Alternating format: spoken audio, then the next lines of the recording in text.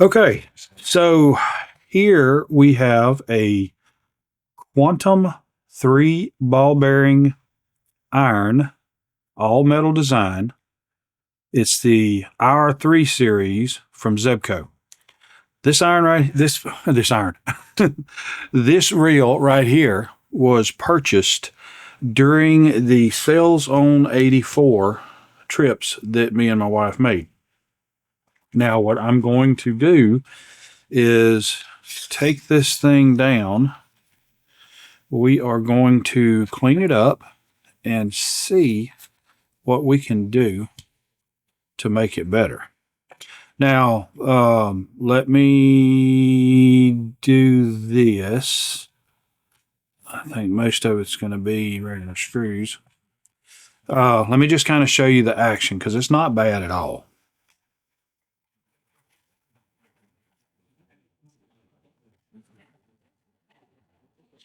Now, I don't know if that's coming through, but let me get it up by the mic. So hopefully that'll come through.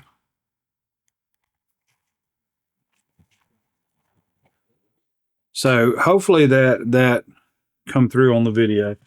And the point I was trying to make with that is this right here is, it sounds dry inside. Of course, the outside needs some cleanup. And I mean, you can see it's been used, but I think it's been taken care of. So we're going to see what we can do to clean this thing up and get it back in good shape. Now, this is another item that I purchased this past weekend at a local yard sale where I got some more rods. I got a bunch of rods and reels on Sales on 84. As a matter of fact, my wife is threatening me. She seriously is. She says I can't buy no more. And then I bought another one. Actually, it was gifted to me. Okay, so yes, the rod was gifted to me because the tip was broke off, and I fixed it. But anyway, but we're going to do that on video also, so you can see it. So this pin grease, this is real grease, and it's designed for rod and reels. And kind of the difference is usually it's like a silicone style grease, completely waterproof. Now, you don't want to go dipping your rods and reels in the creek or the ocean or the wherever to try to clean them up. You really want to do a detailed cleaning, and you want to do it separate from all of that. So one of the dangers of, like, especially if you're in any kind of salt water, dipping it in there is the corrosion from the salt effects could eat up the insides of your reel. Also, just taking and dipping this inside the creek that you're fishing in to try to clean it up a little bit. It sounds good and great. I mean, if you do it, be sure to tear it down and clean it once you get it home, because some of these reels can get pretty expensive. This one was $5 or less. I don't remember the exact price I paid for it because I paid $1 for so many, 25 cents for a bunch, 50 cents for a bunch, and some were free. But the thing about it is if you dip it in a creek, you don't have the salt effects to deal with, but debris and contamination can get inside the reel because who'd have thought creeks are not clean? So you'll have that to deal with. Let me grab something real quick.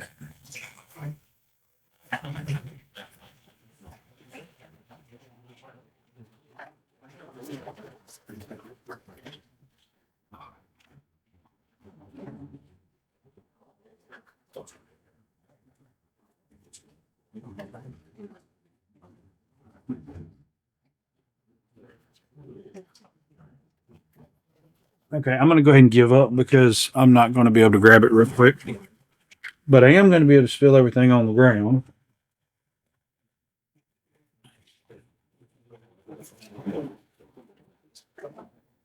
So there. Anyway, all right, yeah, and that's staying in the video. So the first thing we want to do is to get this old line off. Now, to be honest, I don't want to just strip it through there. I mean, it really doesn't matter as far as I'm concerned.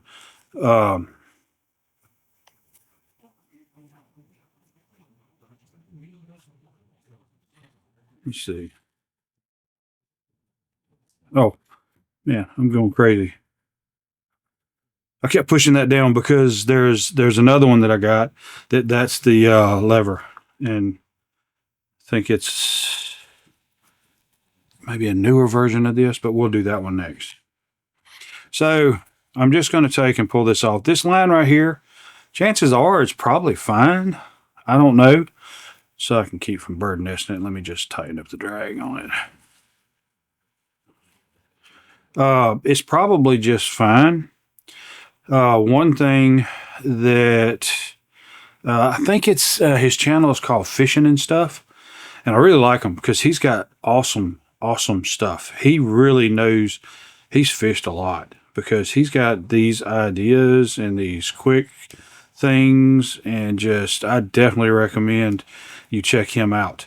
But he's got a deal to where he shows you take one of these reels, pull the end off, tie it to a new reel, and wind it all off, because the line that's on the top of your reel is old, whatever. Once you've time to change your line, reel it all on another reel, and everything on the bottom and deep down in this spool is on the top on the other reel.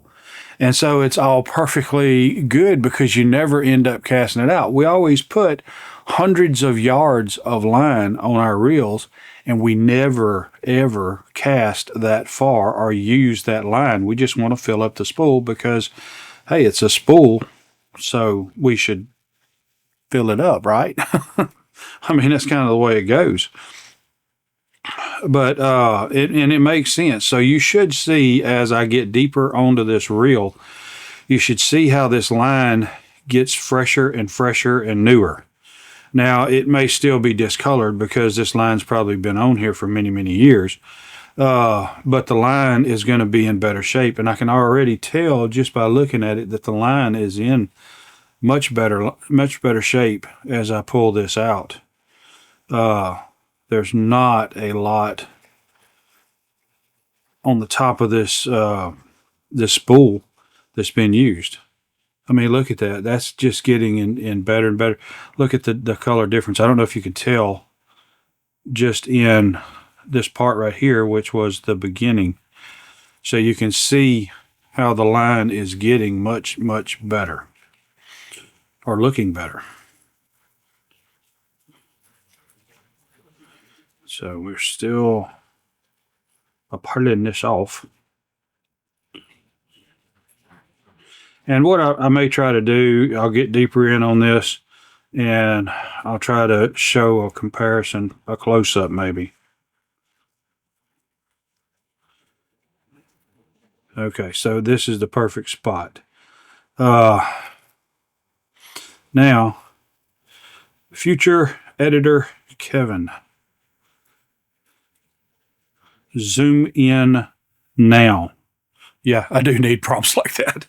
So we're going to zoom in, hopefully, on that, so you can see a comparison between what was on the top of the spool and what's deep down inside this spool. And I guarantee you, the amount that's inside here that I still pull off of here is well more than you're ever going to cast out there and reel back in and break off before you'll break the line and redo the line before you ever end up replacing the line on the spool again. So it's definitely, let me get this back on right now. It's definitely worth taking that tip from Fishing and Stuff and, tying the end of this to a new reel and reeling it off your old reel. And that way you cut down on the amount of line you use. Now, for the most part, a person is, they're just not going to buy enough fishing line to make a huge difference on stuff like that. And I hate to say that as though that's just no big deal. I mean, you can see the difference in the lines just balled up in my hand right there. Because, I mean, it is. But to be honest with you, someone who fishes all the time, that could be a huge, massive savings to them just by doing that one little trick. And to be honest with you, I may have done it before, strictly because I wanted the line from one reel to another reel and never even thought about the benefits of doing it. But it's stuff like that right there that separates the real fisherman from me. Just so you know. I mean, we're going to be transparent here, fully transparent.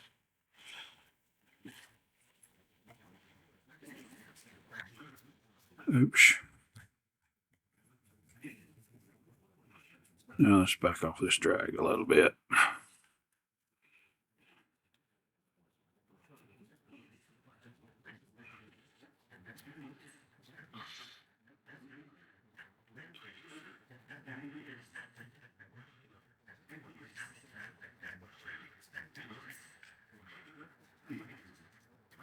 I mean, you can see I am still spooling line off like crazy.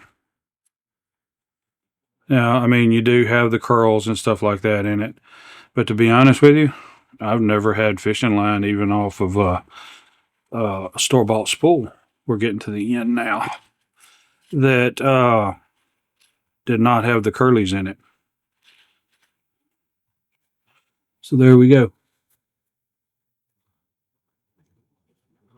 Now, let me see if I can cut that without scratching the bell. And I did. Awesome sauce. So, you can kind of see that the bell looks really nice down in there because this has all been covered with string. So let's take the handle.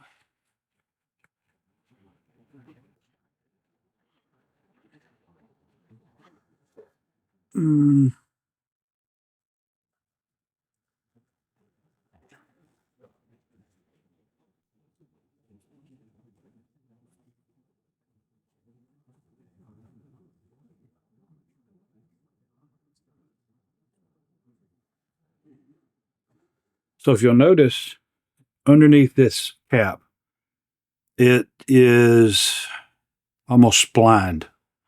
That is to allow this nut to be at pretty much any location for tightness and still get this tied in and screwed down. And the point of this is so that you don't have to crank down on this nut right here, and you'll still have it'll hold it in place and it won't undo. So let's get the gib a dime. I'll tell you. Oh, and it's got magnum gears in it.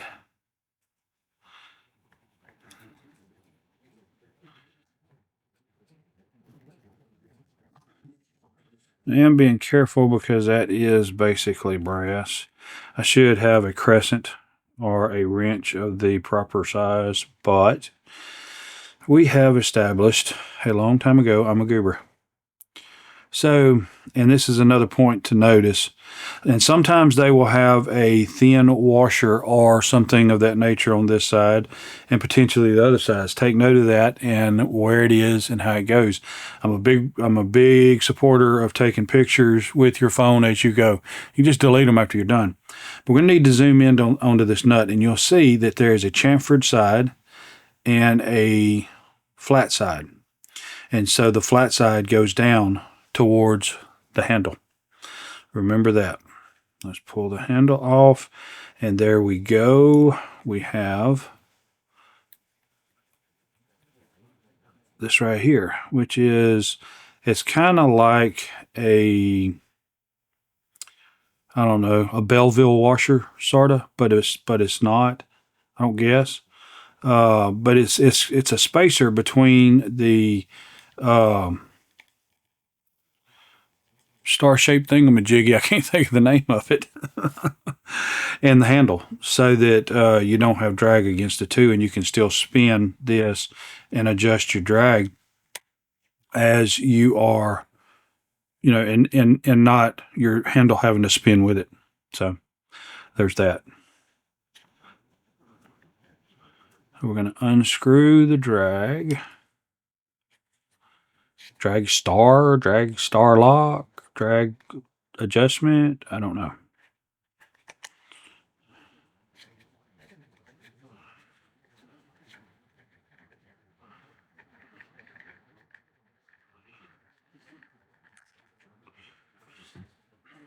Now you can see another washer in here, and that's against the rest of the internal assembly. And as this screws down, it is, you can see this bearing surface right here on the inside against that washer, which is pushing in on it, which adjusts the drag on the reel.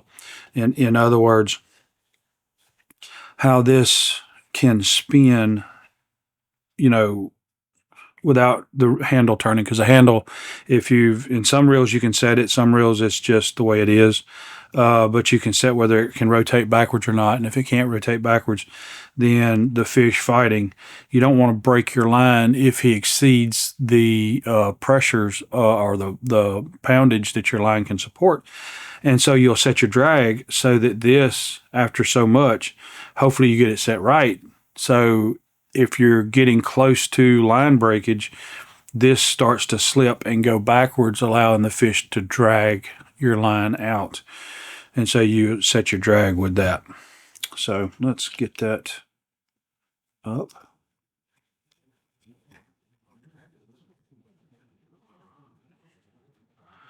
And we've kind of got a little assembly here. And all of these, except for this washer, is keyed. And you'll see these two are flat and keyed to the shaft, and that one's round. And these are just stacked on there. The two brass ones on top, and then the bottom one. And then you can see how you've got, let's see, let me turn, well, I called that flat, but it's not actually.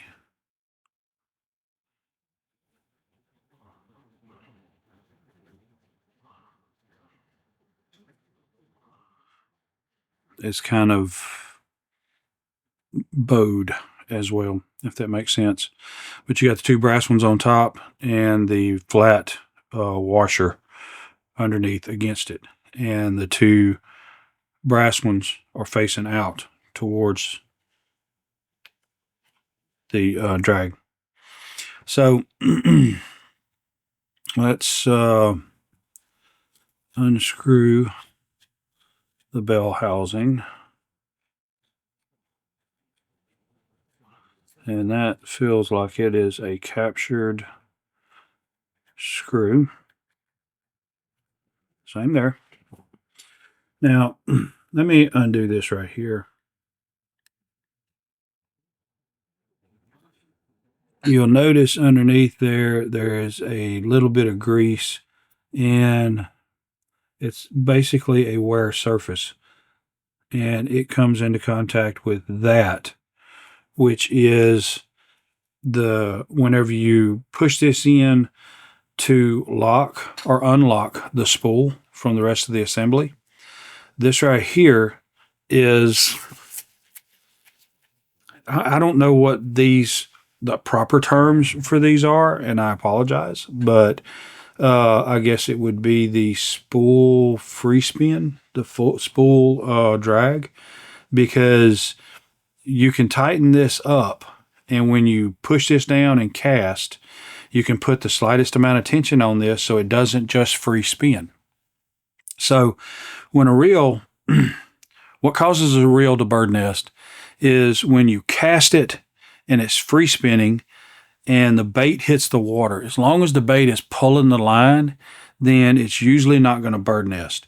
Now, at some point, the RPMs or revolutions on this reel can exceed how hard your bait is pulling your line out, and it starts to bird nest. So those, like I used to be, that can cast even without any drag on it at all, will slightly rest their thumb, or I always did, on the line as it spools out. And then there would be times I would feel it to start bird nesting, and I just cinch down and stop it. Or as soon as the bait hits the water, the reel continues to spin. And so I would stop it. And so it's all in a timing deal. When you cast enough with an open face reel, you get used to how you need to rest on the spool and when you need to just hit it and stop when the bait hits the water and so on and so forth. So there's a lot of factors in it in casting. But with this adjustment on the side, you can put a slight bit of attention on this spool. The rule of thumb that I was always taught is you put, I don't remember the weight, but you would put a weight. And I would say just put a weight as in comparable to what you're casting. If your entire bait that you're throwing out there is a 1 ounce weight, then put a 1 ounce weight on there, reel it up to the tip of the eye, and hit that button, and hold it straight out from you. And when it hits the ground, that spool should stop spinning.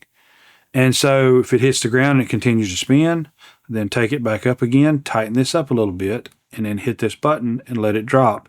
And when your weight hits the ground, once you get this set to where your spool stops when the weight hits the ground, then it's set perfect. And don't adjust your drag on your spool anymore. Then you just adjust the drag on your reel section of the spool. This is the shaft of this spool. And this allows you to put a little bit of tension on there to do that adjustment. And so I definitely recommend that you set that. And that would be something that you would not be setting and forgetting. Because what I did was whatever bait I put on the reel, I would always do that quick little test. And I got good enough I could set that adjustment in just a matter of seconds and be done with it. And not have to worry. And it was always set just fine for me in a reel like this right here. Now, in a lot of them, you have an adjustment on this side. A lot of Daiwas and Quantums. Quantum, I forget what it was. It's out in the shop. I guess I need to get it. I really need to clean it up because that's the one I learned how to cast on. But this is more along the styles of an Ambassador 5000 style reel, and that's one I never could cast, and I don't think I ever got to be able to cast the Ambassador 5000 series, 6000 or otherwise.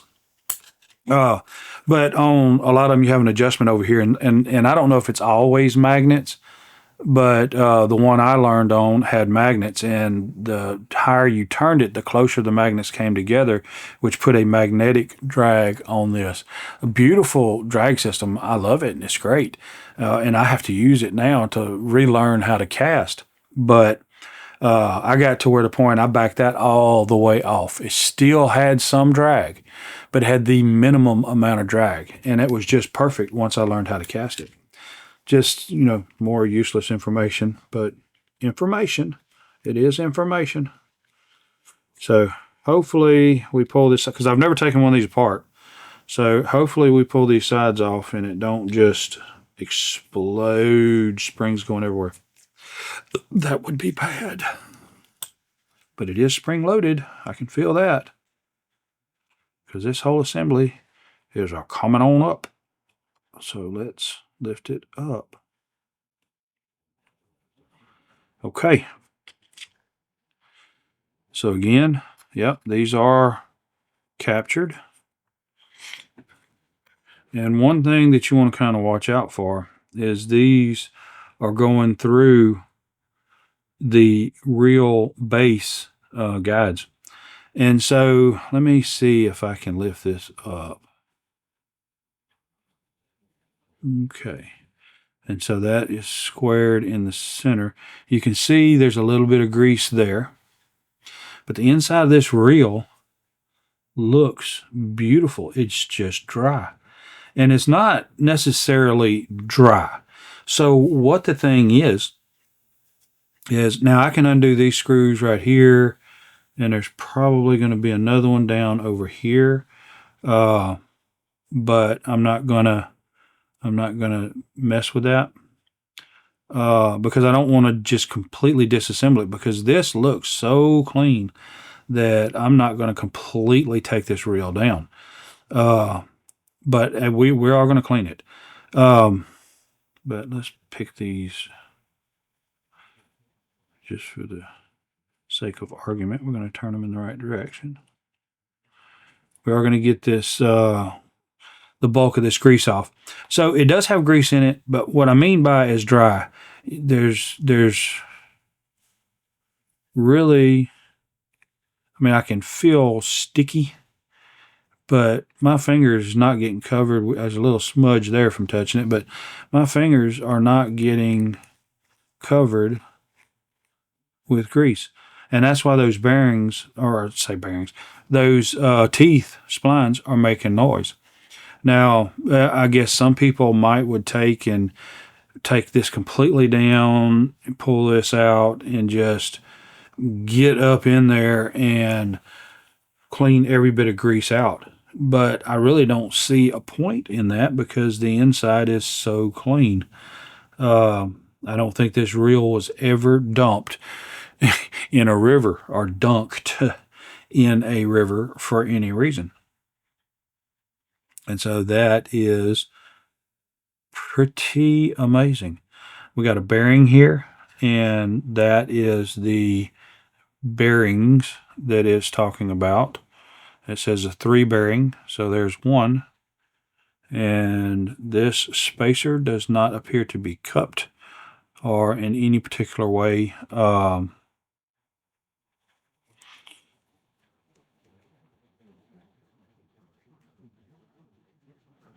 Okay, so that's captured. It's got a gear underneath it, and I really don't want to. I don't want to mess with all that, because it just is so clean. It's not a reason for it. So you have this, and I don't know what that kind of. It's like a worm gear. I guess that's called a worm gear. And there is a little pawl underneath here, spring-loaded, that comes into contact with that. And so this goes to this side, and it hits a cam and turns, and then hits a little lumpty lump that causes it to turn, and it puts it in line with the other side, and which brings it back this way, and then it hits another lumpty lump, turns it this way, and it guides it back across that way. And so it just does that. And so this is a spot that you would want to grease. And so I am going to put a little grease inside here and put a little grease inside of that, but that'll be a separate type deal. We still got to, clean the goop and the gump and all that kind of stuff off. Now on this side over here is basically, let's see, because I don't want to, and see, that is amazingly clean as well.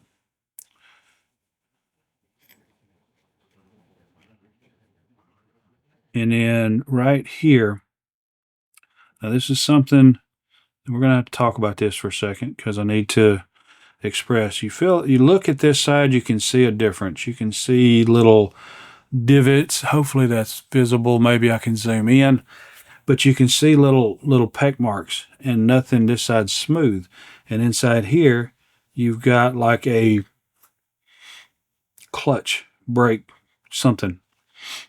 Well, that's what allows this to slip and turn.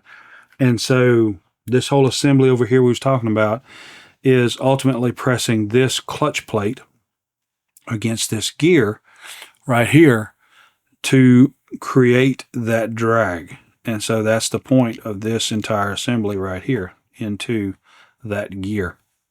So we're just going to stick this stuff back on there. Let's turn it over for our spool on this side, which there's our spool. And you can see another bearing inside here on the, which, let me turn it. There's the second bearing in this whole assembly. It says 3 bearings. It doesn't mean 3 ball bearings. It's 3 bearings. We have this bearing, which is on this side. Then you have your spool, which has an inner bearing right in there. And then you have the other bearing that's right in there. And there's just a little wire Let me see if I can move it so you can see it. So there's a little wire retainer. You can see just right in there. I'm moving it a little bit. Hopefully I can zoom in on that, and you pop that out, and that bearing will come out. But this side, again, like I said, is clean. So what? Excuse me. So what I'll do, and look at this. This is kind of neat. These right here, you got to be careful not to lose these. Feels like they are captured, but if they're used, abused, and damaged, maybe not. So this shaft is in that bearing, and these pieces right here, they do actually sling out, if you'll notice. And so I'm guessing here on this part of it because I don't know. But I would assume that is some natural drag. If you look, you can see a little bit of discoloration right where my finger is. And that's where one of these has been setting for years, resting against the wall of this liner. And this is like a brass liner. And so my take on that is when this is spinning, it throws those little pieces out to contact this wall and either helps to stabilize the spool, creates possibly a little bit of drag. I don't really know. I don't know the point of all of that or why or all that kind of good stuff. But basically, there you have it. So we're going to get in here, and I think the first thing we're going to do, that I don't see a reason to mess with. It seems fine. I mean, there's a little bit of grease on that. Not really any over here. Nothing bad. So we're going to leave that alone. I'm going to get in here and I'm going to wipe that grease out and just apply some fresh pin grease. Let's get in here and see if we can wipe this down.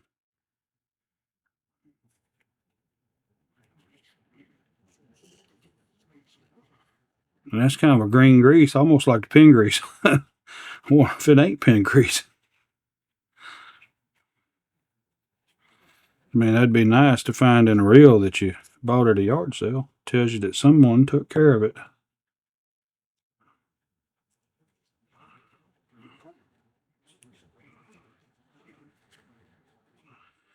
You know what? That comes out. That makes it so much easier. Ah, come on.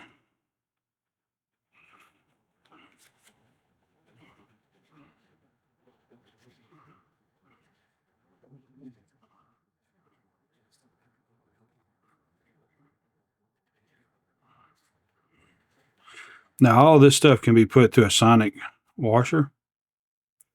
I mean, if you decide you want to do that and make all this beautiful again, but this outer side is against plastic, so I don't really see a huge reason in that. And on the inner side, that's smooth, and so it's just a discoloration. And I can also take Brasso and polish it up till it's a bright shine. I don't think that will help it to do better. But at this point, I mean, choose your own adventure as to how far you want to go with this. But being as you've got it down, go ahead and do whatever you feel like you need to do. So, but I'm not. Mainly because I don't want to go dig my sonic cleaner out.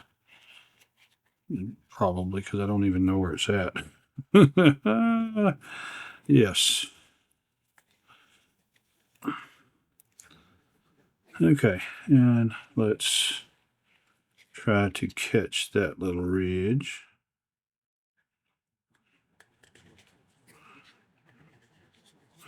Now, if you're dealing with a reel that is so old that this plastic is brittle and stuff like that, then I would say potentially it's probably not worth it.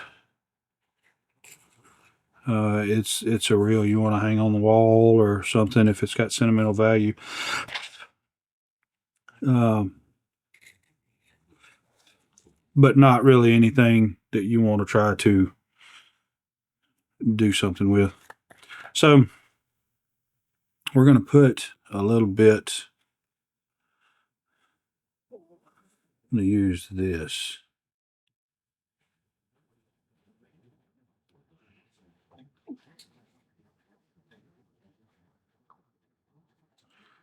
And I'm just depositing a little bit around the edges because I'm going to try to spread it a little bit.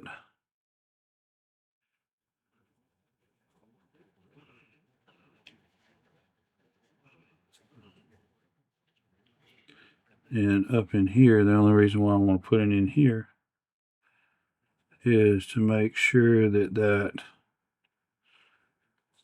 brass seat goes back in pretty smooth. So now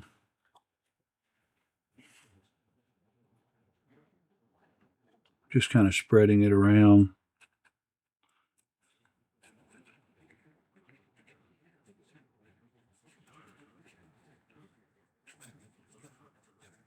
And I don't think there's any real surface that this, is going to be working against or some moving parts or anything like that. But normally it wouldn't be a huge, you wouldn't have to just coat it really good because as the reel starts to be moved, functioned, then it'll start spreading it. Now this is a surface that it will. Now there wasn't a ton of grease in here to begin with, and I'm not going to put a ton more. And I may be messing up. Maybe it's not supposed to have grease in here, but it did, and so I'm putting it back. But let me know.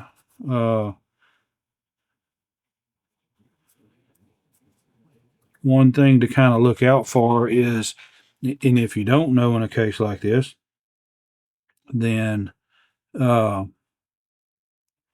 look at what's there. And also take into account how much of that grease is hard, packed in there, and kind of match going back in there, because the manufacturer will stand behind their product, especially Zebco and all them. They'll stand behind their product, and they don't want to have to go in there and replace it. So they probably know what they're talking about, however much grease they put in it to begin with. So we got that seated down. All right. And so now I'm going to put some in there on that bearing.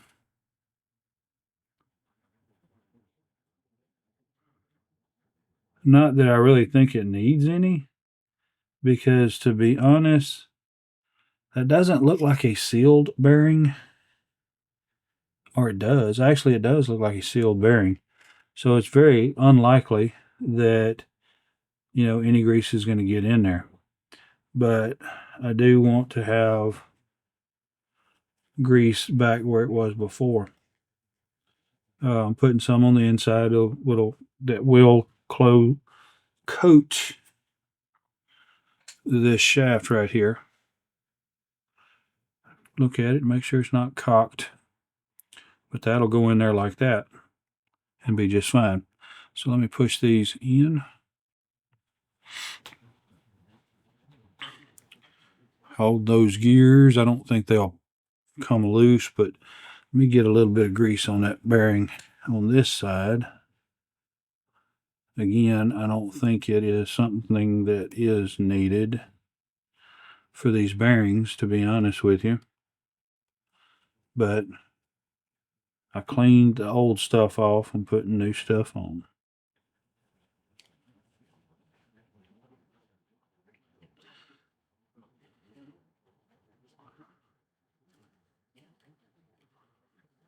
So you're never going to spin this thing fast enough to cause any issues. So kind of turn that as you go in to make sure you fit the slots. And then here we go with this portion. And hold on, before I go on in with this,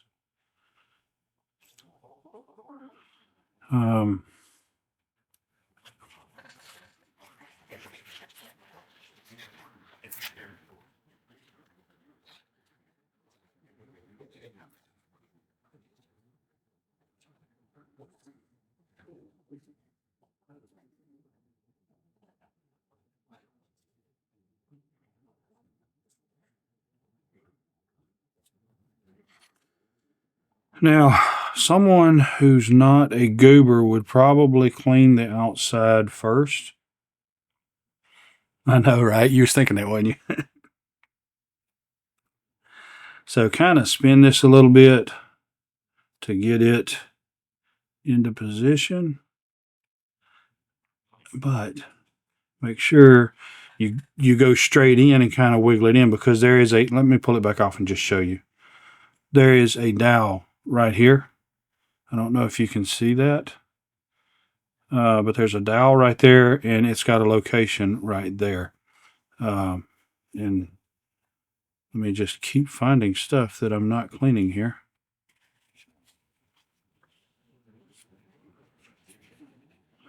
I'm telling you, the only time this reel got wet is in the rain while they were fishing, if they fished in the rain. I'm telling you, this is a very clean reel. Straight in and perfect. Okay, good deal. All right, so now I'm just going to wipe in here. Now I'm being careful. I know it may not look like it, but I'm being careful not to leave particles of this towel behind.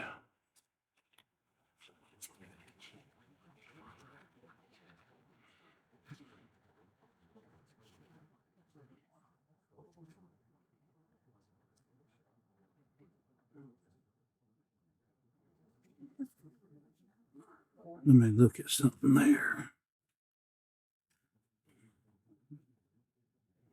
Yes, it has some hard grease. Go ahead and get that out.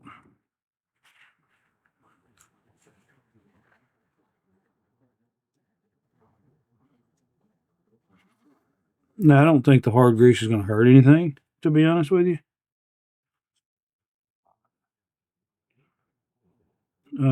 But, I mean, I just want to get it out. And I'm going to take and run between each one of these teeth.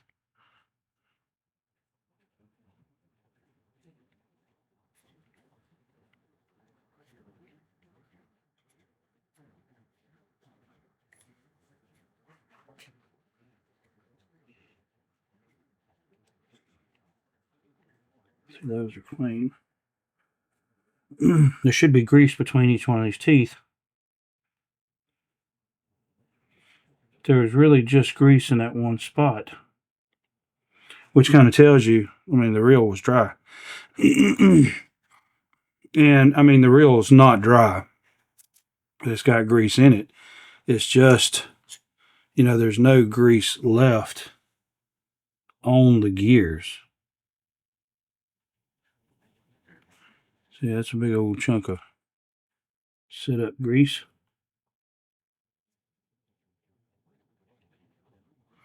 And this is what will happen with a reel is, and all these parts are brass.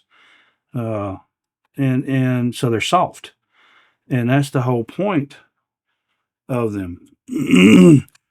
There's probably a little bit of self-lubricating properties to brass gears, but they mesh really nice. They work really well. They feel good.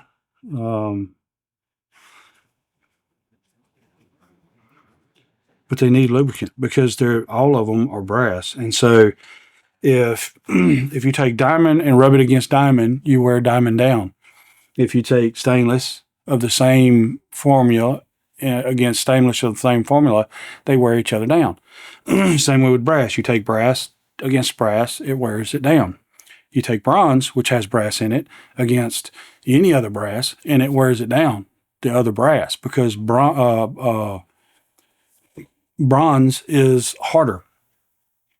Just like I can't remember the name of it, but there's an alloy where you're mixing aluminum and brass, which aluminum melts at like 1600-ish, and brass is like 17 something.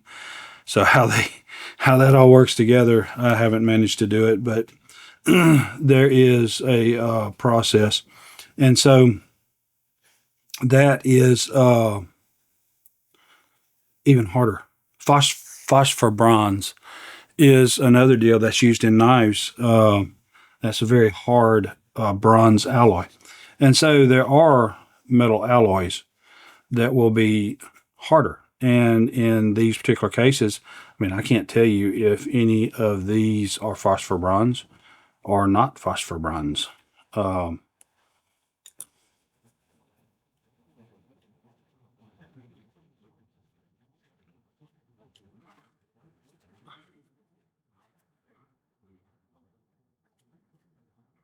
Let's see, there's some of the, I don't know if that was left by me. I think that was left by me. So be careful. Don't be like me.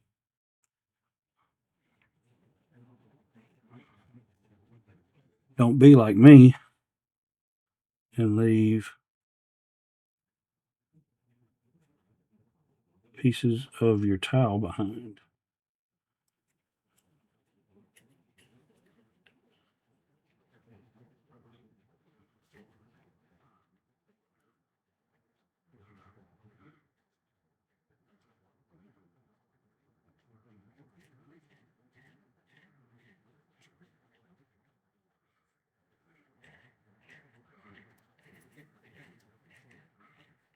Okay. So I think I got the majority.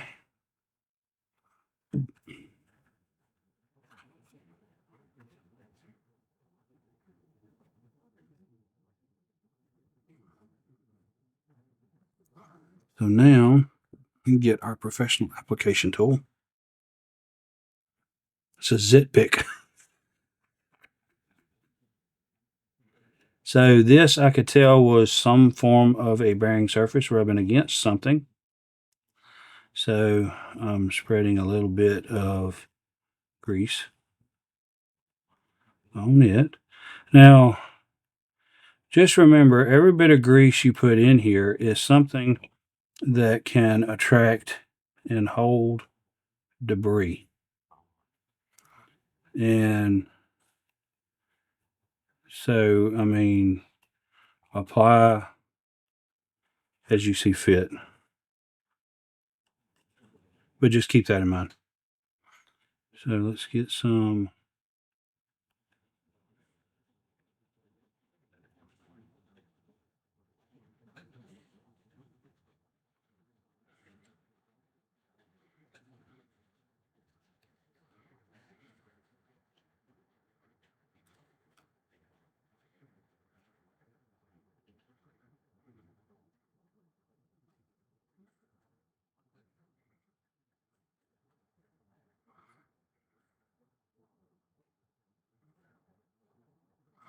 So I'm kind of spreading it around the main gear here. I don't really need to put it on that one because it will come off the main gear and get on there.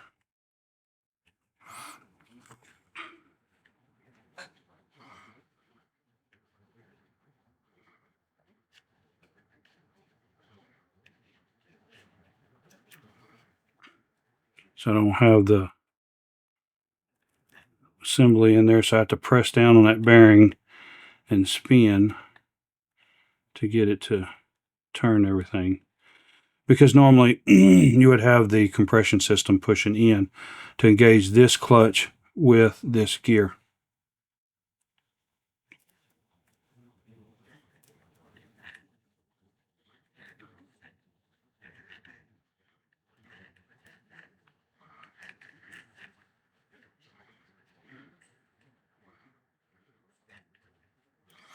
Okay, so I have a uniform coating all the way around this gear and all the way around this gear.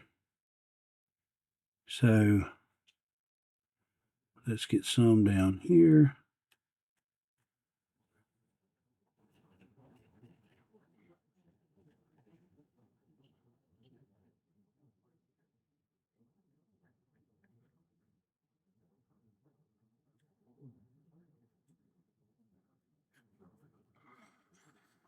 Spin this some.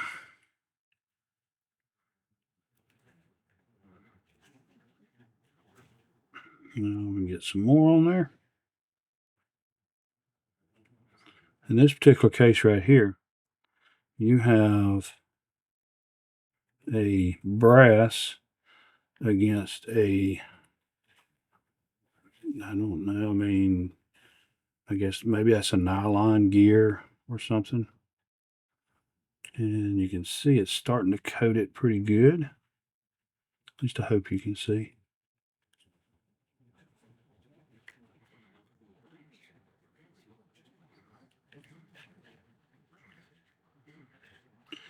And so I always recommend grease oil combo. And I don't even know if you put oil on a reel. I have no idea. Maybe you do. Maybe you don't. I don't know.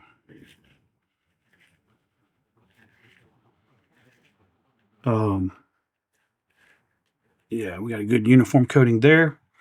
So now, and I don't know what the point of that is. I mean, it had a smidge of grease on it, but probably just collected from movement.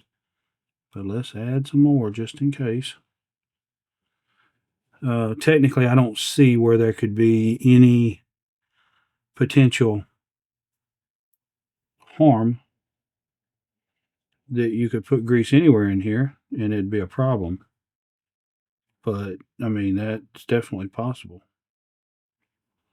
And I'm just, because this right here is going to ride to some degree in and out on this shaft. So I want to have some grease in there.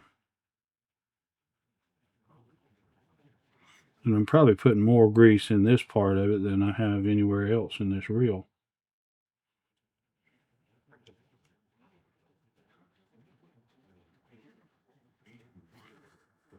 Okay, and then another surface is your thumb release is sliding up and down here. And so we're going to put some grease in that section.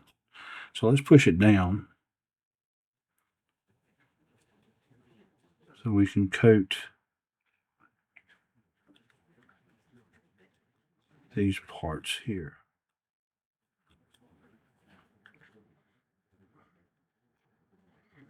Get it back up again.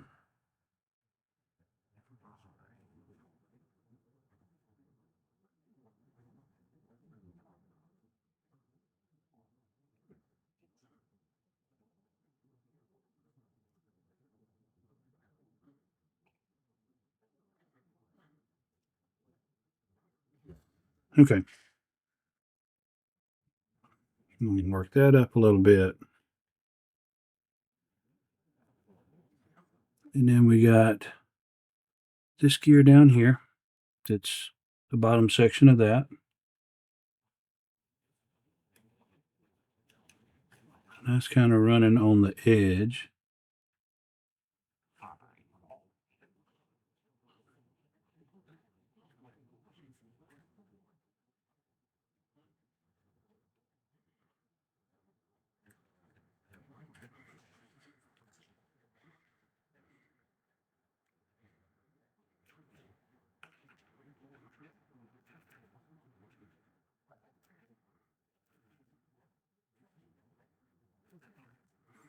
Okay, so I feel like we've got a goodly a bit of grease in there. So let's put these back in place.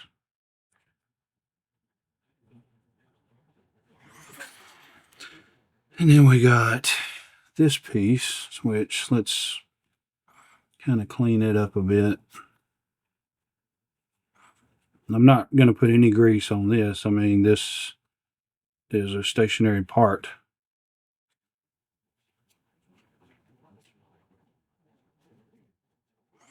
Just cleaning up what's in it.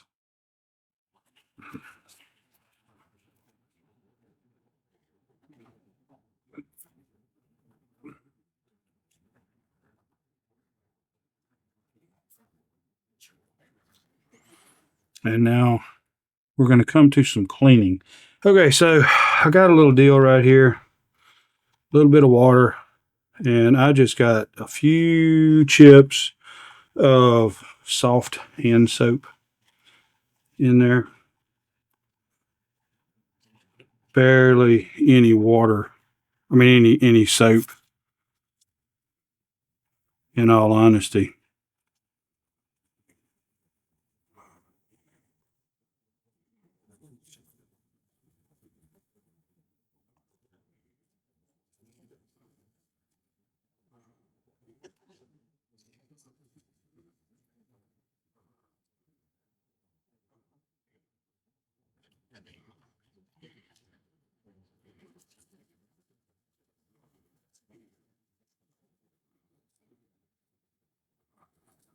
Now, I would have preferred Dawn, but I didn't want to go all the way into the kitchen to get it.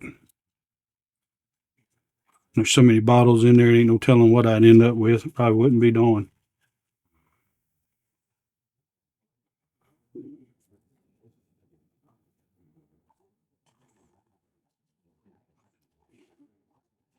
We're not really even getting bubbles in it yet. I'll tell you what, I'm going to go ahead and just do some scraping and some scribbing on all these parts. Now, I mean, the point of this video is it's not a restoration video. I'm not trying to make the outside look brand new. I mean, that'd be nice, but I'm trying to make the inside more new than outside, to be honest with you, because I can't get these parts cleaner. And I mean, that's just the fact. I can take and go through, like I said, an ultrasonic cleaner, and these parts will get a whole lot cleaner than they are, than I'm getting them. But I mean, even a brand new reel for me don't stay clean for long, because it ends up laying on the ground, on the creek, and just whatever, wherever, however. And that's just basically the way it is. I'm cupping this with my hand. I'm sorry you can't see it. What I'm doing is I'm just brushing it, but I'm cupping it with my hands so the water doesn't splash all over my bench here. Okay, I've made comments before about my magnets and stuff, and they work great, but brass is not magnetic. So, and you might have seen it, but it's just a little ledge right here past my mat, and it caught on that. So I've made comments about this before, but you're really advantageous to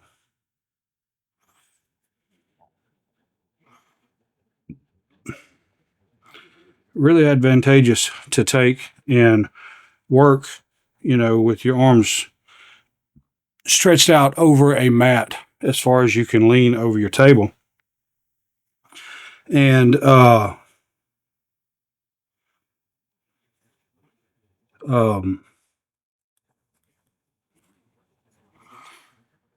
work on stuff. Now, I put a little grease underneath there to help keep this from sticking. Not really for a huge bunch of reasons, because that's probably, like I said, a wear plate of sorts, or a cushion type wear plate of sorts underneath there to kind of keep the bearing surface in check. But this would be a sacrificial part. And so let me explain that a second. You don't, because this is pressing against a piece of metal. And if you just put a cap on here and it presses against it, most steels are going to be harder than brass, and it's just going to wear this cap out. Eventually you'll have a hole in it because this piece right here is going to be spinning underneath that cap. And so you don't want to wear a hole in this cap.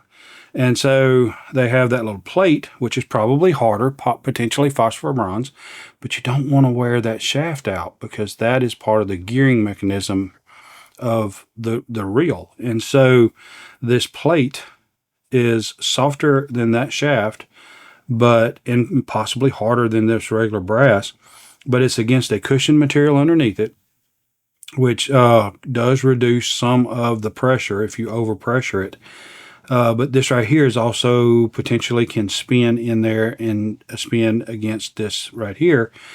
And this wears out instead of that wearing out or this wearing out. So you just replace that little flat plate inside there. Potentially, if you do take one apart and pull that off and you can see that there's an indentation and it is starting to wear down, you can probably flip that plate over in most cases. Probably not all cases, but in most cases for the reels that I've taken apart, you could just flip that part over and you're fine. So we're going to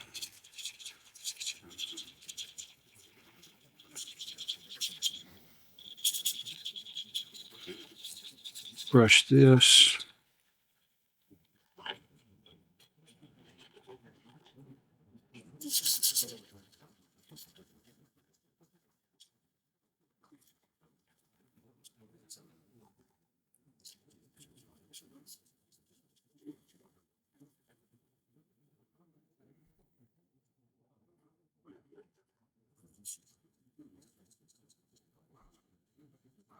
Now, for work one time, I had the privilege of being able to go on a fishing trip down on the Gulf. And the guy had all pin reels. They were all Pinnacle reels. And I guess rods too, I don't know. But we were fishing for big stuff. So he had good reels to fish for big stuff. And every evening when we got back in from the boat, once we were done, and we would, go out and eat when we got back in and do whatever, sit and talk, shoot the breeze, talk about the day, and all that good stuff. And back then I drank, so there may have been a beer or two involved, but nothing crazy.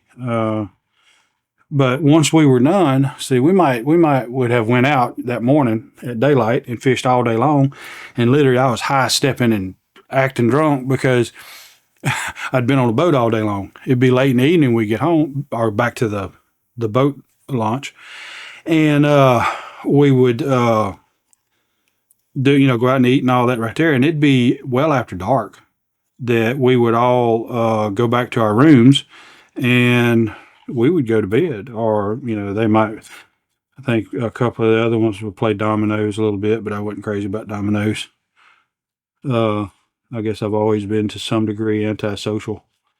I'd just be in my room. But the guide, he was for I always worked in kind of, I guess you'd call it the railroad industry. And, so he was one of the salesmen that did the strapping for our location. And he would go back to his room, and there was 3 of us, and he didn't fish, but there was 2 reels set up for each one of us, rod and reels. combos. And he'd go back to the room, tear all of that down, pull the reels apart, clean them, and put them back in little cubbies to hold them. And the next morning, before we could go fishing, he was pulling them all out of their little pouches and putting them on the rods. And so I don't know what time he was getting up, because we was getting up before daylight. And so I assume he was getting up at whatever time. And he had a huge bottle of scotch in his room. And he would sit there and he could put that stuff down.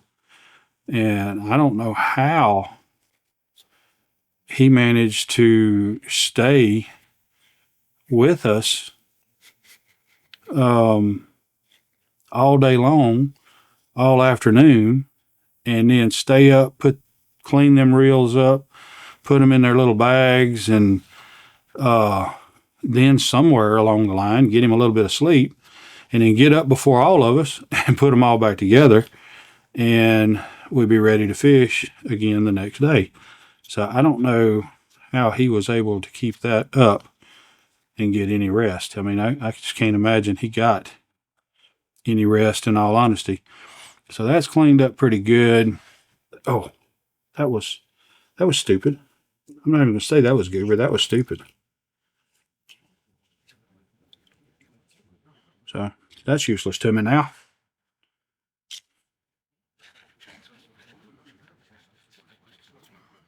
Okay. So we're good there. Now, so far, as of now, I've gone through 1/2 paper towel. So it really doesn't take a huge amount for any of this stuff. Get the more complicated pieces out. And now I'm just trying to dry them off, because I don't want all of this stuff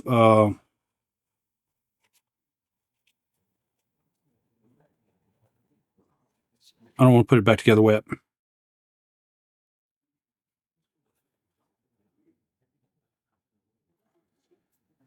And so, like I said, I'm not trying to restore this reel. Of course, it was in really, really good shape to begin with, so it really isn't any issue as far as nothing to restore, that is. I'm just wanting to clean it up. And so I'm just doing a cleanup on the outside.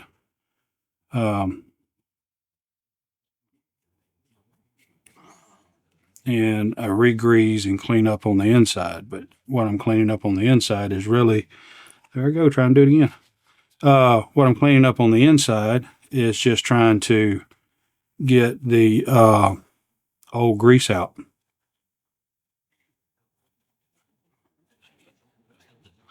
And I don't want to trap any water in the reel.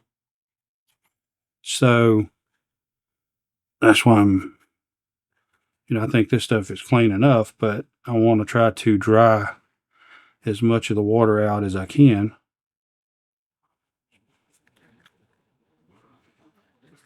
I mean, your reels are already made of, anti-corrosive materials like stainless and brass and all that good stuff. So it's not a huge concern about that, but at the same time, I just don't want water trapped in there just because. And earlier when I said don't dunk your rods and reels in the water, it's not so much because of corrosion, and I'm sure there's parts in here that are corrodable. It's like that spring. I don't think it's a stainless steel spring. And so that is a negative. That's definitely a negative that could cause you issues in the long run. But what I'm getting at is more the debris that you can introduce into the reel that you want to keep out than any kind of corrosion issues. And that's my opinion. Tell me if you find differently, and let's talk about it and see, because I want to learn. I know I say that all the time, but I do. I mean, I want to know about any potential problems one way or another that I may be causing, or hey, maybe I'm doing it right, but this is just how I do it. So let me know if you agree. Let me know if you disagree. Never back down from a good argument. So we've got that, and this is probably the only place that I'll put any kind of liquid, because I'm not really going to get any kind of, well, that's pretty, yeah, but it's got graphite in it. So we're going to do this. Put 2 drips. And we're going to do 2 and a partial. So my deal behind this, and this is a concoction I made for lubing knives. And it is butcher's block oil with graphite. And so it's not likely that it's going to cause any kind of, to melt the plastic or whatever. But to keep these, turning and spinning good, that's the point. Because, I mean, I've had a lot of these where over time, this will just freeze up on there, and then you're having to just let it rotate in your hand while you're trying to reel. And so it's really time to replace these things. And I think they're pretty much pressed together. They might be screwed. It may be possible to, to replace these, just these. But I think usually, or I assume, except maybe on high end reels, you just replace the whole thing. So I'm going to just stick that in there so I don't lose track of it. So now we're back to this. And let's start the reassembly.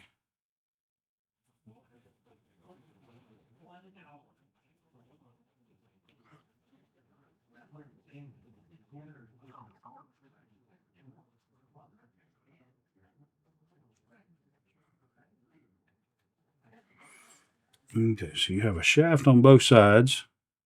I'll tell you what I'm going to do, because these caps are going on that shaft and that shaft, just because I don't think it's like it's going to seize up or anything. But let's just put us a little bit up in there so it kind of slides smooth.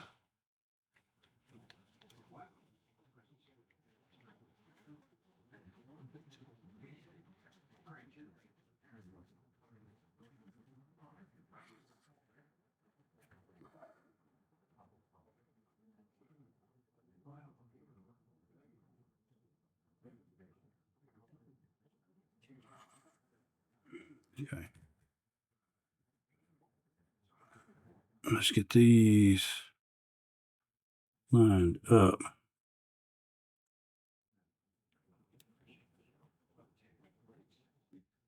There we go. Now it's popped into both sides. And so let's get these captured screws. They're going in here and over here. So let's get those kind of started. And I'm going to hold this in place while I'm dropping this down. So now we are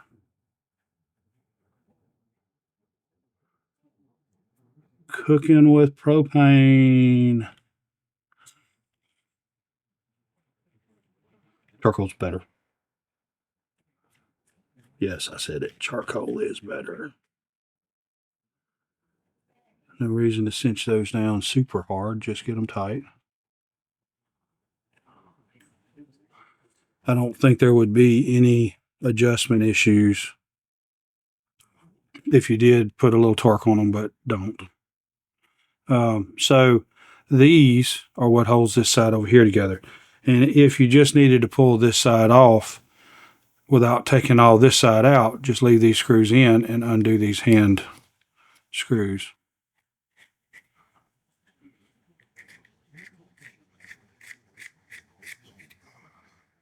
Okay, so now the reel is back together. I got the outside of this one's cleaned up. And so now I need to try to clean the rest of this, but I'm not going to soak it in water. I'm not going to douse it in water and everything. I'm not going to really expose it beyond what you would out there fishing to begin with. And I still have this stack together like it came off. These two outer washers are cupped, and it looks like the cup points in against this flat washer here. I'll leave those setting there because those go on here next.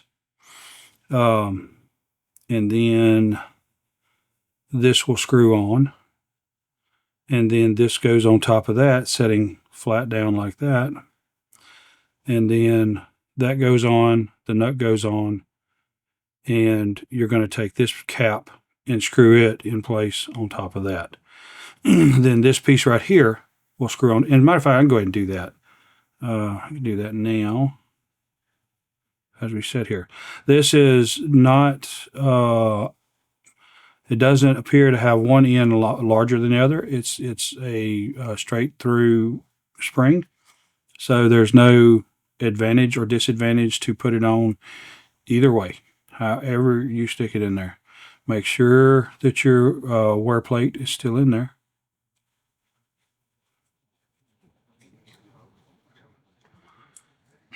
And let's get that weird little gray hair looking thing out of the way. Actually, that one's kind of white. I don't know what in the world that stuff is.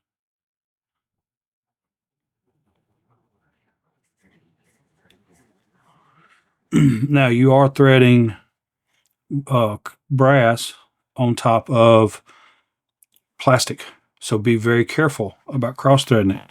If you have any resistance, it's not matched, do it again. So I've already cleaned this side, so I'm going to go ahead and just go in, and you know what, just in case there's some water gets over here, I'm not. I'm saying I was going to just go ahead and assemble it, but I'm not going to do it. So we're going to get in here, and I'm just going to take and brush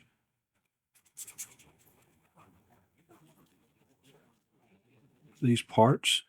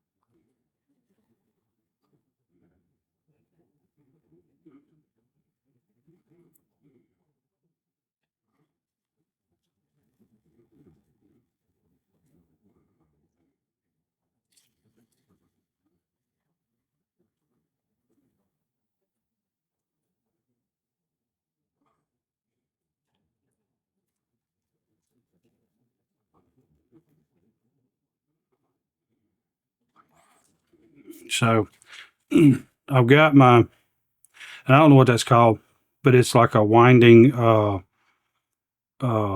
spooler type deal.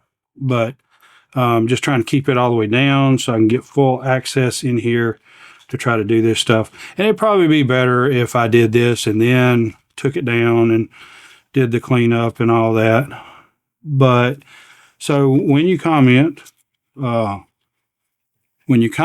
this, cleaning the outside after you do all the inside, just for a point of information, and just so you know, I agree with you.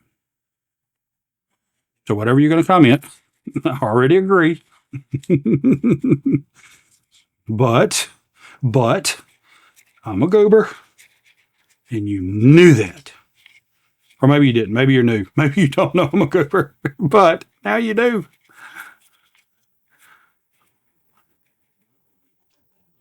the most important thing about being a goober is I ain't even a very intelligent goober. So there you have it. So now I'm going to take and spin this to get this all the way over here. There's a little bit of goop right in there that I want to get out. Now I'm going to get some out of that little slot there.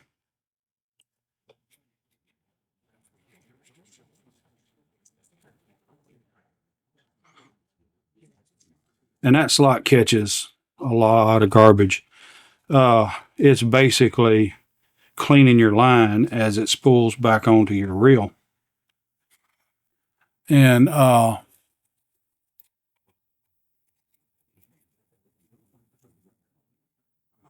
that's basically the purpose for that piece. So if I had some compressed air, I could go ahead and blow this out really good, but I don't. And I kept that all dry on top. So now we'll get to a wipe down. But before I do that, let's get this assembly back in there, which that's that washer assembly. Remember, the flat washer goes down, and then these two cup washers go in there. And because this is keyed, they can't help but turn the right way that they're supposed to turn. So now be careful not to cross thread this. This is your drag adjustment. And I've got them crossed. A good idea is to back it up and then let it square up on there automatically. Because usually if it's just go backwards, and you'll feel it when it pops and it goes back square. And then that's all good. This should be spinning on like this. If not, somebody has cross-threaded it.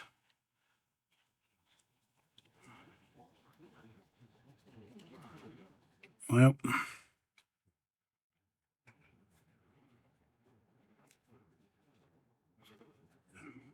and you know, it might be a good idea just to put some grease on this, but it didn't have any before, so I'm not going to bother putting any on it now.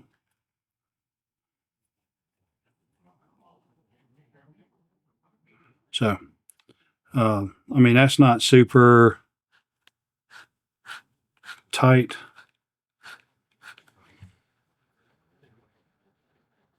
Or maybe it is. Let's back it up a little bit. Okay, so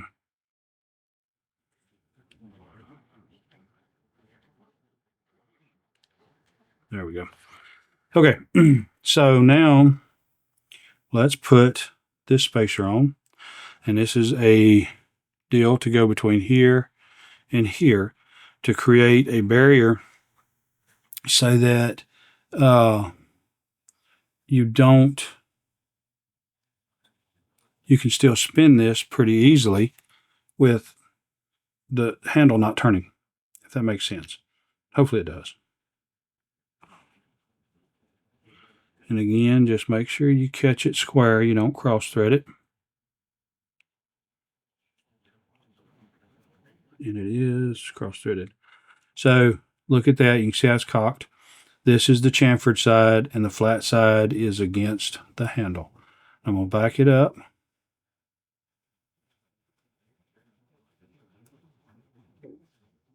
There you go. You do it a little bit. There we go. There's the click. And so now it's squared up on it, and it's going back down. Okay, so let's get the gub a dime. We'll drop a dime on it.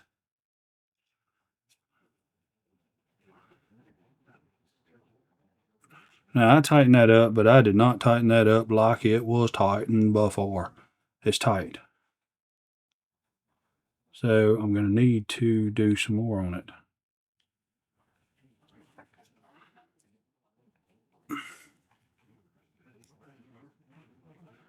So apparently I am going to have to tighten it some more to get it matched up. Or I may have to back up on it. I don't know. it's close. I push it over to the next little flip and it's past it. So I don't.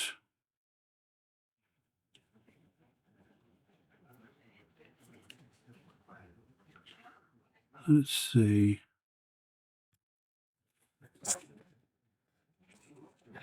Grab bad boy here. Because I don't want too boogered up.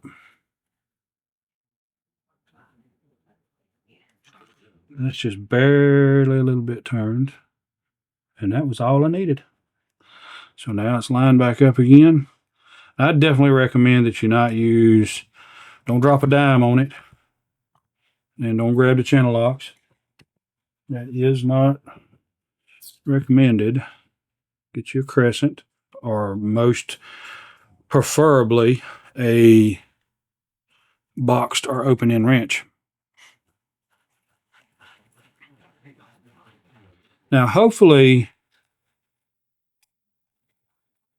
you can hear a difference. I don't know. Let me put it back up there.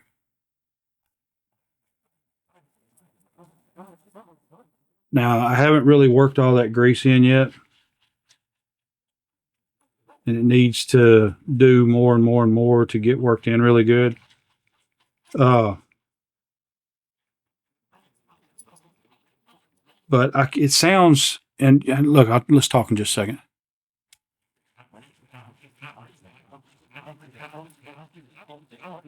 Okay, so I'm not trying to make it sound quieter. And I don't know if it is, to be honest, because as a lot of you know, I can't hear good anyway. So it's not really going to make a difference to me. Not a huge difference anyway. But it sounds different from what I can hear. We're not done yet, but it sounds different from what I can hear. And what it sounds like to me is before it had a metallic sound to it, and now it's muffled. And what I mean by that is it sounds like meshed, lubed, greased gears, whereas before it sounded like dry gears turning together. I mean, I just don't have a good way to express that, but hopefully it come across the microphone and you could tell. But it definitely sounds different, definitely sounds better.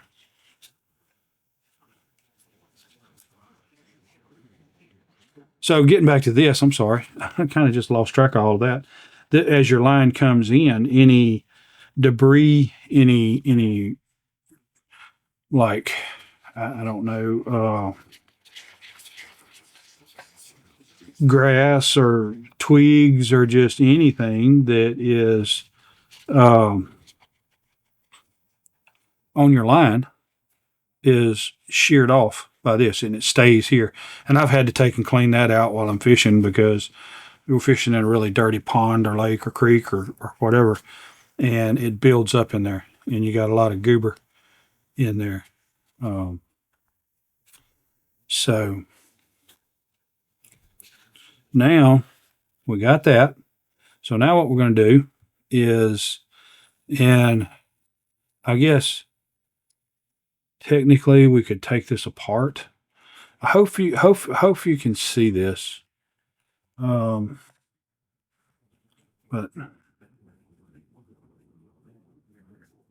I'm going to take this whole assembly apart, and we'll get that pawl out of there.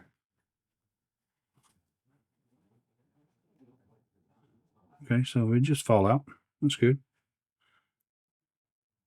And that's just a plastic cap. Now,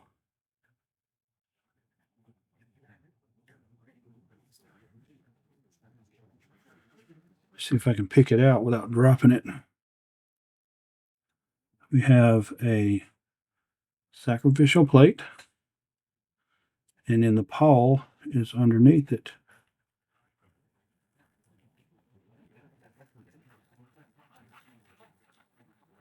So it slipped. Okay, there we go.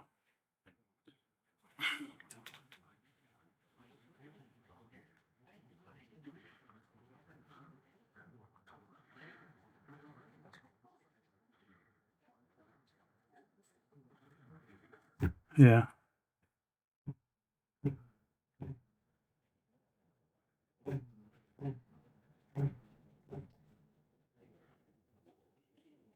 Maybe that's enough to grab. So if you reel and that happens, or it doesn't move, I'm going to show you what the deal is. There we go. There we go. We got her all out. So now I need to get, really I need a Q-tip. I don't have a Q-tip, but I know where there's a Q-tip. I'll be right back. Okay, narrowly escaped. I don't think my wife caught me. You didn't hear that. So let's get this in here. And what I want to do, see this right here, just backwards and forwards. It's just free. So let me, I don't know. I'm kind of all over the place now, ain't I? Let's clean this up.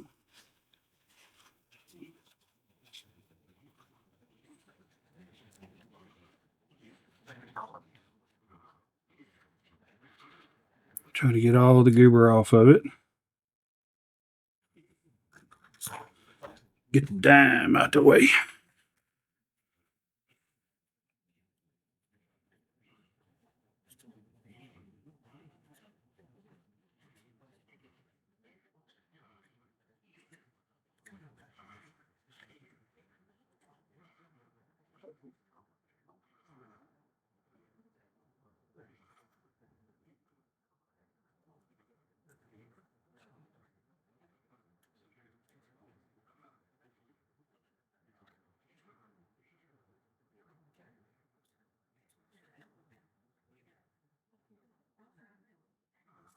Okay, so, oh, man, you know what?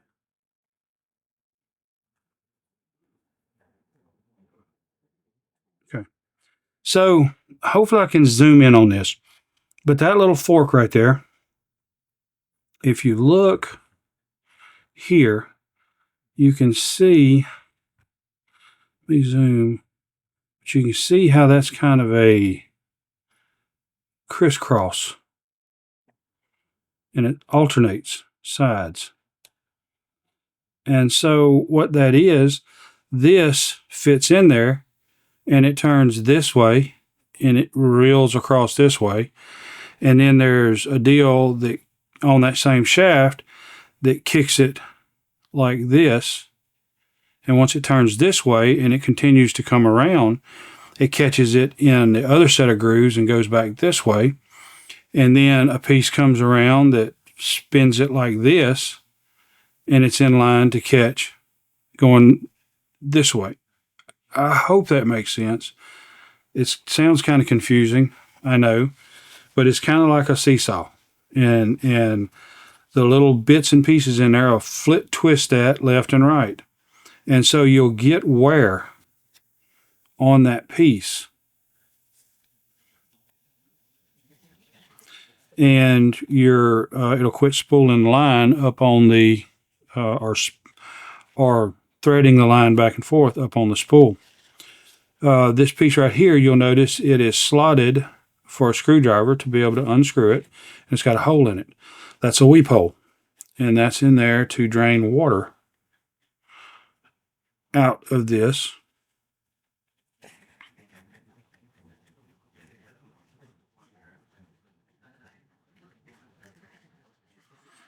That's in there to drain water out of this so it doesn't hold water up inside. Now, this whole thing can be taken apart, which dragging all that out, that's all well and good. But I don't want to do that. Take a Q-tip, clean the inside. It's some goober up in there.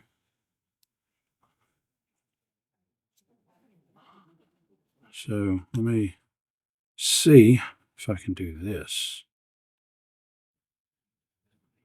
And I don't know if this is going to work, but I'm trying it. You see that gears? So I'm going to try and hold this in there.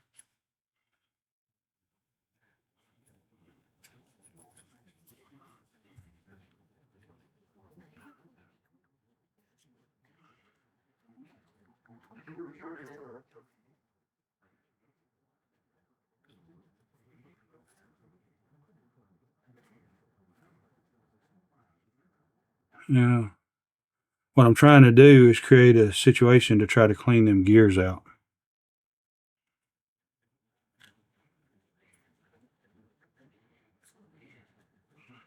Or them tracks. I don't know if that's what gear would be the proper term. But you want to try to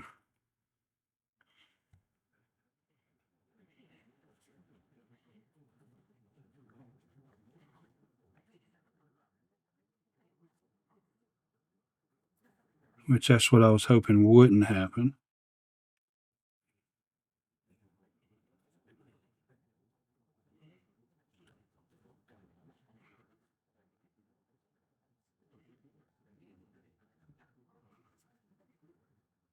So I may wind up having to get up in there after all, because that's not what I wanted to happen. But nope, I'm not. I'm going to be able to clean that out. So that was one of them goober things. But I was hoping to try to clean these gears out, or these tracks, or whatever you want to call them.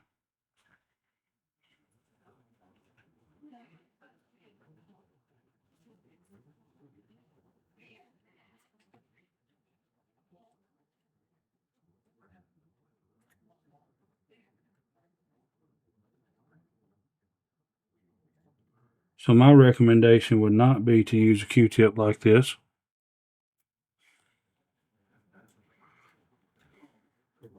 Because I guess I'm being lazy. I'm just not wanting to pull the reel down because it was so clean inside. Pulling all this whole worm gear and everything out of there. And I really don't think I need to clean all that out. I think I can just add grease to it and it'll be fine. But this video is in place to teach you two things. Hopefully what to do, and also by my mistakes, what not to do.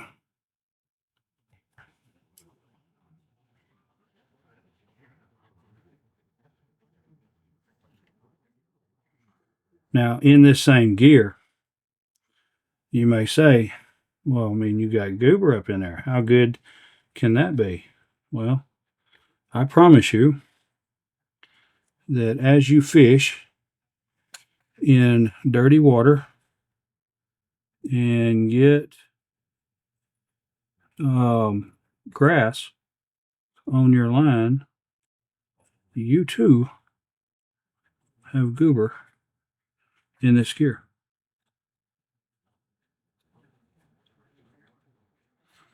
But it's easy to see and it's easy to get out. For the most part, it doesn't really bother this. That little, I call it a pawl, but it doesn't really bother that pawl's function unless it is just so caked up that it's impossible. But it still functions just fine.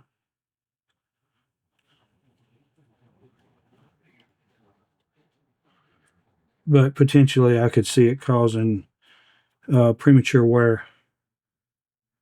And I'm hoping that I can zoom in on that pawl there so you can see the wear that is starting on it. It's by no means any issues. It's not even remotely enough to make a difference, to be honest with you.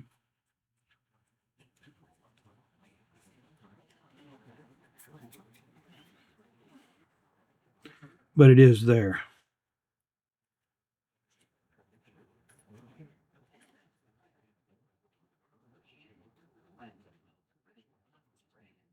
Okay.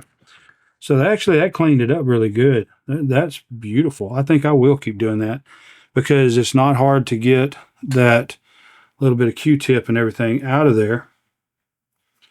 And it really gives great, it really cleans it really nice. A real deep cleaning. So let's get our professional applicator.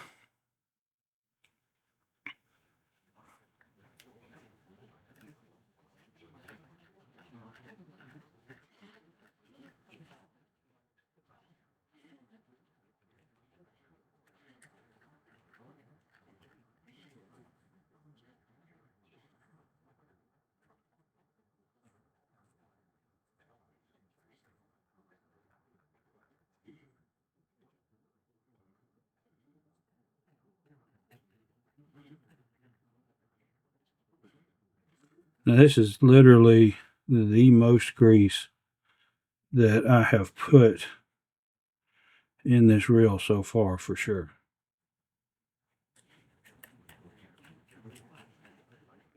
So now I'm just kind of smoothing it across the top there. And then I'm going to kind of wipe some on the outside of this shaft here.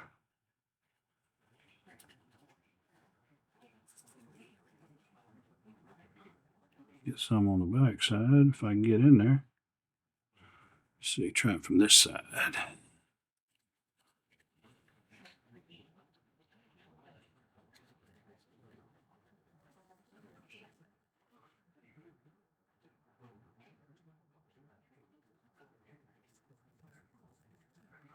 Now, I can't really imagine there being an issue getting too much on here.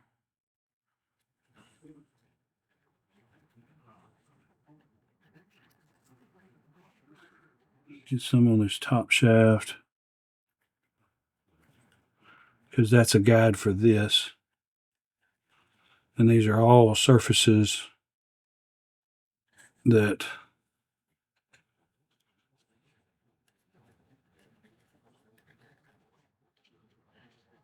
are bearing surfaces for this to move. So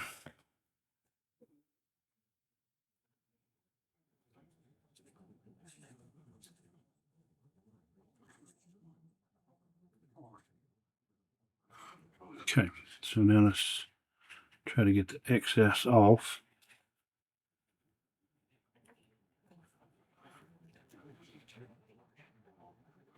And I am wiping some off of the shafts, but that's fine. What I'm trying to do is get the shafts coated so that there's not quite so much friction and wear on there, because that does move a significant amount. So it also gives it some waterproofing properties, in my opinion. It allows you to shed water. So let's get inside here, and I'm just going to try and get the walls coated in this piece. And I'm going to put a little on the threads.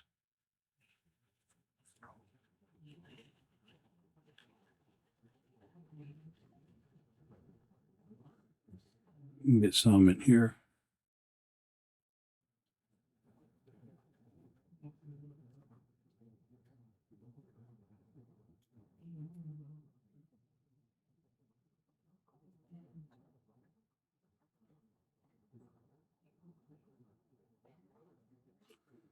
Okay.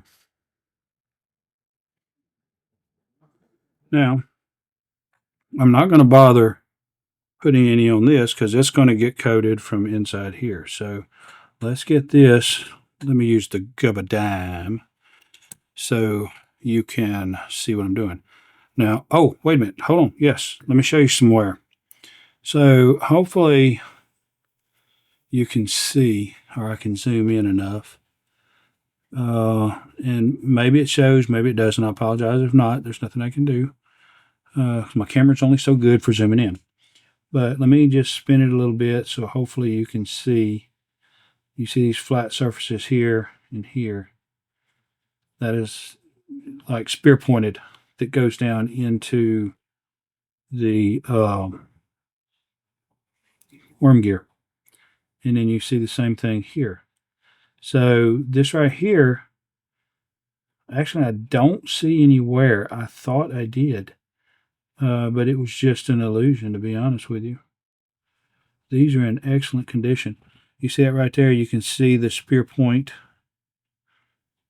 And there, you can see the spear point. So this will get thinner across here, this section, until this little nub, which I guess there is somewhere you can see this is lower or shorter. Or it seems like it is. It may just be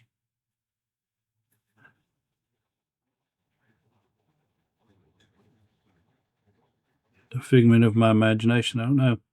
But these will get shorter as they wear out. And I've actually taken some Ambassador 5000s apart to where you see that. I mean, it was like that. You know, the nub was worn down all the way to here, and you barely had just this little bit poking up in there. And that was just enough for it to work some of the times. And so this is also a wear part. And after amount of time, you'll take this and have to replace this pawl in there. So I'm going to hold it like this, possibly a little canted, and try to insert it down in there.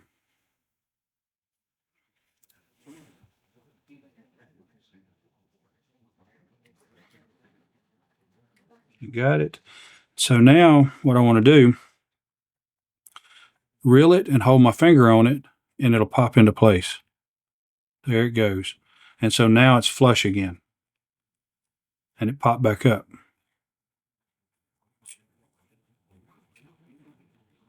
I have to hold it in place because it'll pop up when you start reeling. So now you can see it's flush. And so just hopefully so it doesn't stick, and there is some, just putting a tiny bit, because you don't want to clog up that weep hole.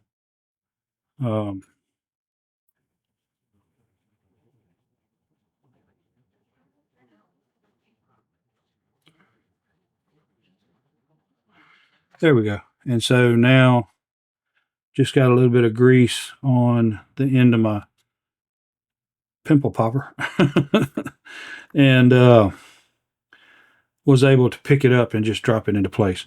And so now we'll take this piece, this cap, we'll put it on there. And maybe I can spin it by my finger, maybe I can't.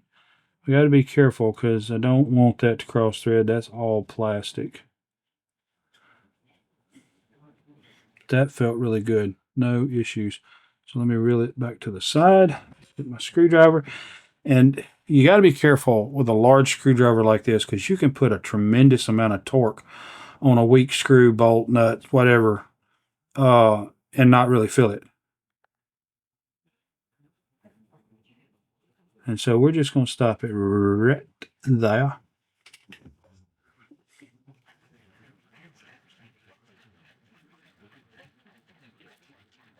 And there she goes. Now, put it close to the mic.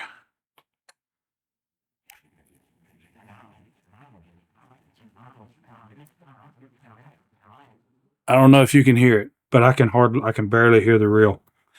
So that was the last section to grease up and a source of some of the noise. Now this reel feels unimaginably beautiful. I love it.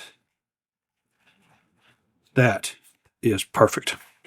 So let me step over here a second.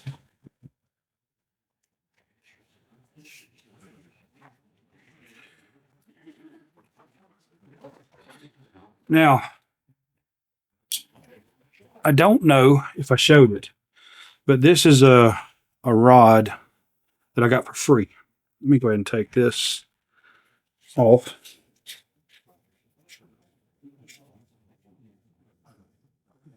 That's one of my sales over 84s, other reels. This is the next one I'm going to clean. This is a quantum iron again, and it is a IR120C, continuous anti-reverse.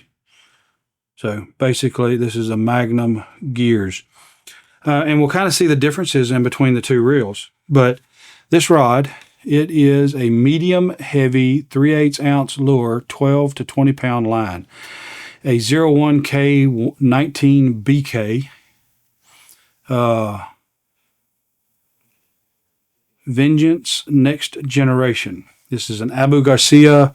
I guess it came with probably a, I don't know, as a combo reel, 24 ton graphite. I don't really know what that means, but let me pull this up here.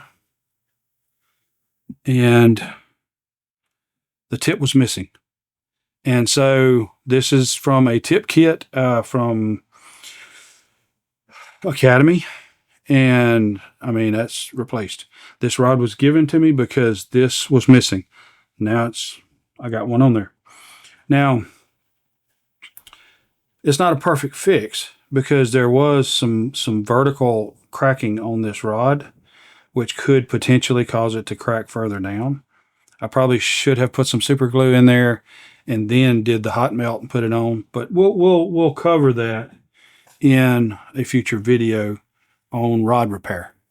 And I have a bunch of rods that that I'll have to redo the winding and reinstall the eyes and stuff like that. And so we'll do some rod wrapping and different things like that. So anyway, this is going to live on that rod. I think it's a beautiful match to the color of the rod. I know that's a weird thing to say, but it does match it. So let's pop her in place.